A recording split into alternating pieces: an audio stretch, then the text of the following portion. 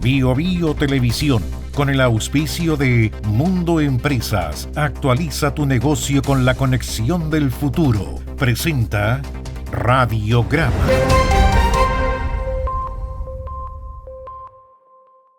Tu negocio en manos expertas, con la fibra más premiada de Latinoamérica. Conversemos en el 600-9100-200 o en tumundo.cl/empresas. Actualiza tu negocio con la conexión del futuro. En Los Vilos, a propósito de personas vinculadas al Tren de Aragua, claramente vinculadas al Tren de Aragua, que quedaron libres, pagaron una fianza altísima, 5 millones de pesos, altísima no para ellos, porque ellos tienen mucha plata. El crimen organizado puede pagar eso y mucho más. Altísima para cualquier persona común y corriente. Ellos no son personas comunes y corrientes. Y por lo tanto, pagaron una suma altísima. La pregunta es ¿por qué fijar una suma tan alta? Porque ya estimaban que había un problema. Si no, le ponen una suma más baja. Y resulta que se fueron miembros del Tren de Aragua libres porque le dieron la libertad provisional, y resulta que en estos momentos, otra medida cautelar menos gravosa en realidad, y en estos momentos no son habidos, como dicen los policías. En el gobierno cuestionaron esta determinación que adoptó la jueza del Juzgado de Garantía de Los Vilos. Ella se llama Daniela Pinto, Daniela, con doble L, quien resolvió modificar la medida cautelar de 5 imputados vinculados al Tren de Aragua. ¿Y qué fue lo que pasó? Lo que les estamos contando. Resulta que ellos estaban en prisión preventiva, pero hicieron una revisión de cautelares y esta prisión preventiva fue reemplazada por arresto domiciliario total, firma mensual y arraigo nacional. Esta modificación se produjo previa solicitud de la defensa de estos delincuentes, quienes pagaron la suma de 5 millones de pesos por imputado. Y no se apeló verbalmente de parte del fiscal que asistió a la audiencia de revisión de las medidas cautelares. Entonces, estos reconocidos como miembros del Tren de Aragua hicieron abandono de la cárcel de Huachalalume, que es la cárcel que está en la región de Coquimbo. Luego de esto, pero después de todo esto, el Ministerio Público apeló, y lo hizo la Corte de Apelaciones de Coquimbo a través de un recurso de apelación. Y la jugada surtió efecto. Le vamos a explicar cómo surtió efecto. Bueno, más o menos, la verdad es que se revocó, pero ahora están inubicables. El Tribunal de Alzada de la Zona, que es la Corte de Apelaciones de La Serena, revocó esta resolución del Juzgado de Garantía de Los Vilos, que modificó las cautelares y ordenó entonces mantener la prisión preventiva de estos detenidos, quienes fueron formalizados por delitos como secuestro agravado, son responsables de secuestros en La Serena y en Coquimbo, robo con intimidación y asociación ilícita. La ministra del Interior, Carolina Toá, reaccionó y aseguró, dijo ella, que no entendía la determinación inicial de la justicia e insistió que a raíz de experiencias anteriores lo mejor era, según ella, mantener la detención de los imputados. Cuando se conoce el resultado de una audiencia de este tipo, cuesta mucho entender esa decisión, considerando los antecedentes de las personas en cuestión y el historial que hay de casos similares. Sabemos que la Fiscalía está apelando a esta decisión, confiamos en que esa apelación permita revertirla, vamos a ocupar y respaldar lo que está haciendo la Fiscalía, porque nos parece, a la luz de la experiencia, que es mejor en estos casos ser cautelosos.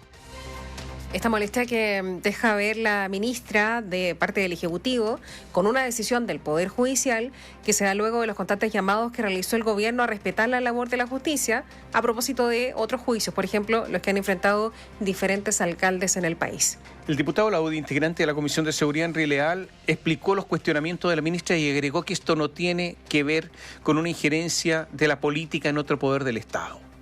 Y yo espero que la Corte de Apelaciones revierta esta decisión, pero también espero que el superior jerárquico, que la Corte Suprema en uso de sus facultades disciplinarias, también sancione a esta jueza. Porque aquí las señales tienen que ser claras. Esto no tiene ninguna justificación y no es una injerencia en la independencia, es emitir una opinión política en nuestro caso y también hacer presente a los tribunales que sus integrantes tienen que estar en sintonía con el país. Y la diputada de Convergencia Social, Lorena Fríes, aseguró que sorprende la determinación inicial de la justicia en este caso y bajó el perfil al cuestionamiento de la ministra Toá a la labor de los tribunales.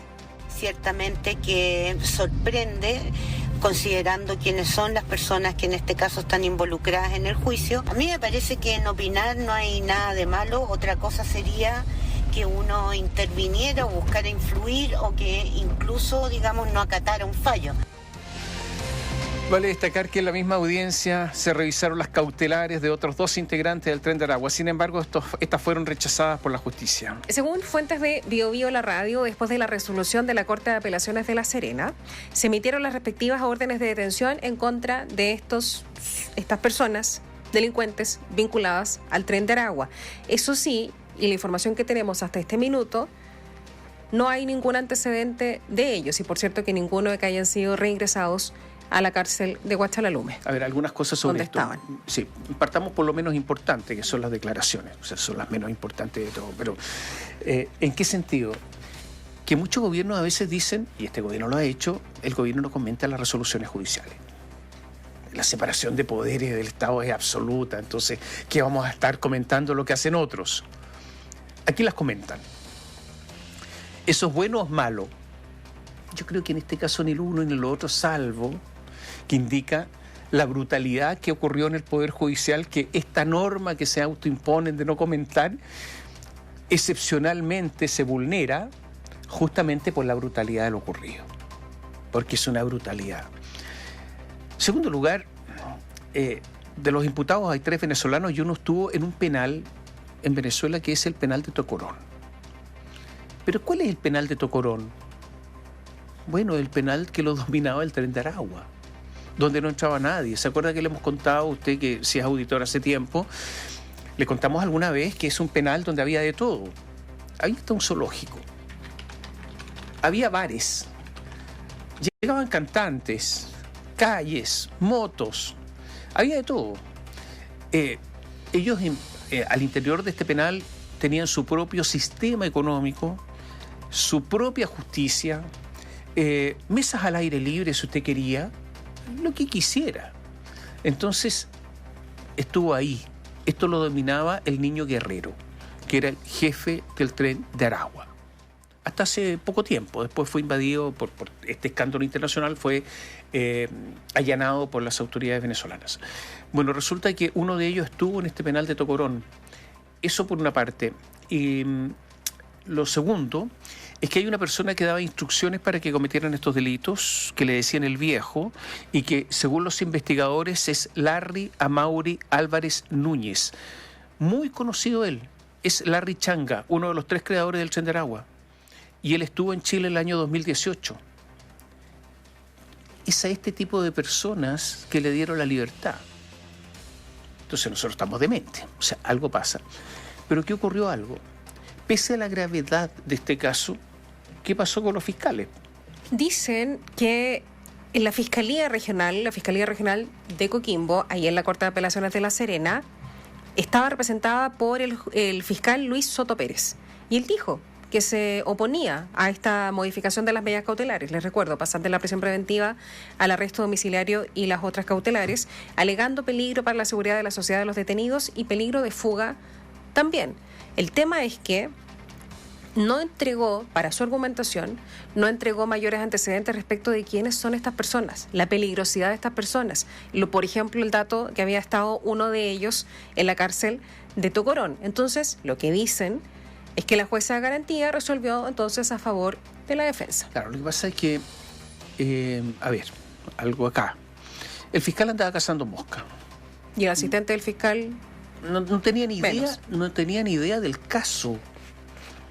Es como cuando llega el alumno sin haber estudiado la prueba, no responde. Pero son fiscales a los que les pagan, a los que no tenía idea del caso. Yo creo que aquí esto merece una investigación por parte de Ángel Valencia. O sea, el fiscal nacional tiene que meterse en esto.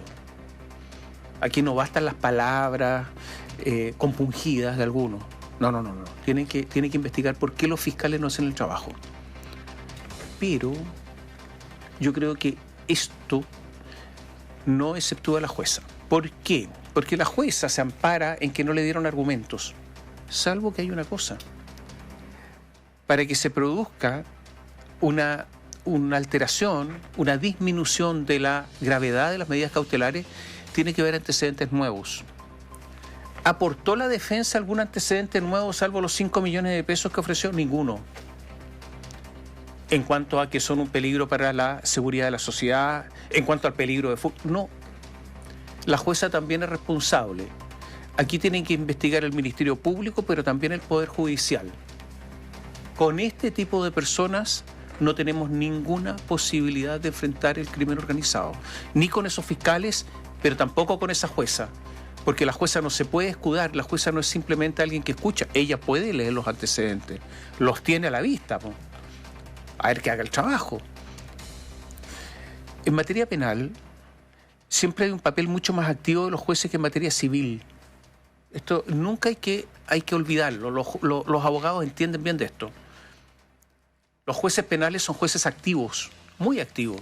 No son simplemente receptores de opiniones, ni mucho menos. ¿Qué hizo la jueza? ¿Por qué no tenía los antecedentes ahí? ¿Y por qué acogió bajar las medidas cautelares sin tener antecedentes nuevos? Ya, los tipos andaban cazando moscas, me refiero a los fiscales, no tenían idea. Pero ¿cuáles son los antecedentes nuevos?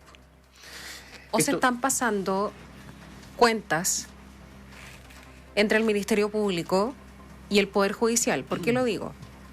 Porque resulta que ayer la jueza Pinto de la Corte de Apelaciones de La Serena le dijo al fiscal: se encuentra en dependencias del tribunal, el fiscal que estaba ahí, a propósito de la revisión de la cautelar, no conoce cabalmente los antecedentes que motivaron las incidencias planteadas por la defensa.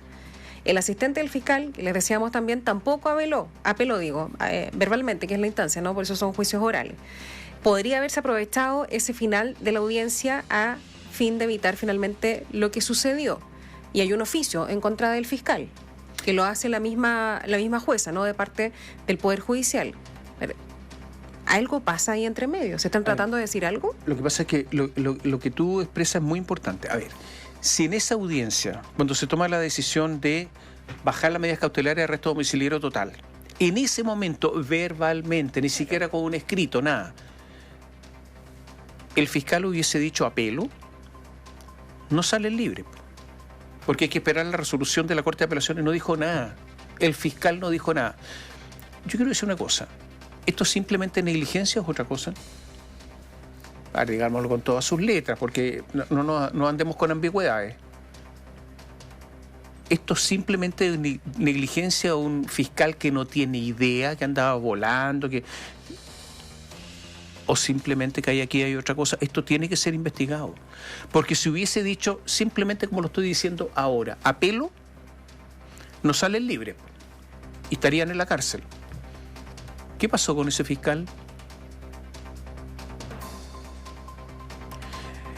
El hecho de que la jueza haya fijado 5 millones de pesos de fianza indica que la jueza además sabía de la peligrosidad de ellos.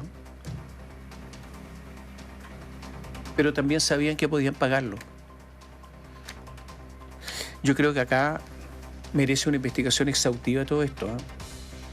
Porque si nos quedamos que simplemente son unos negligentes, unos papas nata, puede ser. Pero yo creo que con eso no estamos enfrentando el crimen organizado. Hace poco el Ministerio Público implementó algunas medidas para evitar la corrupción del Ministerio Público frente al crimen organizado. Si implementó estas medidas es porque nosotros tenemos derecho a sospechar. Por eso hay que investigar acá. Y ojalá que se investigue en serio. Porque ya hay casos de fiscales comprometidos con el crimen organizado, con el tráfico de droga. De jueces amenazados también. Bueno, Rancagua, Los Ángeles. En el norte. Punta Arenas. ¿Quiere que siga nombrando ciudades? Entonces, hay antecedentes. Yo creo que esto es gravísimo y hay fallas evidentes tanto de la Judicatura como del Ministerio Público, pero habría que investigar si son simples negligencias o no. Bio Bio Televisión, con el auspicio de Mundo Empresas, actualiza tu negocio con la conexión del futuro. Presentó Radiograma.